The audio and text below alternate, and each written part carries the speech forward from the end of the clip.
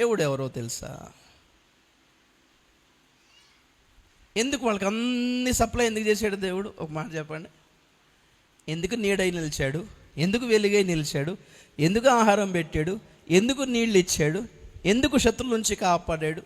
చెప్పులు కూడా అరగలేదంట, బట్టలు కూడా పాతగిల్లదు, మాయలేదు. ఎక్కడెక్కడ నీళ్లు వచ్చి కనిపించేవో అక్కడ చూసేసరికి బట్టలు మాసిపోయినట్టు కనిపించేవి. ఇప్పుడే ఉతుక్కొని రా అబ్బాయి అనేవాడు ఆయన. టకటక ఉతుక్కునేవాళ్ళు. దారిలో చెప్పులు కొనుక్కోవడానికి అవదని చెప్పేసి చెప్పులు కూడా అరగకుండా కాపాడు. ఎందుకు చెప్పండి? ఒక మాట చెప్తారు, ఎవరు చెప్తారు వింటారు, చూస్తాను నేను. ఎందుకు చేశాడంత? అది వాళ్ళ లక్ష్యము కనాను గనక దేవుడు అన్ని సమకూర్చాడు.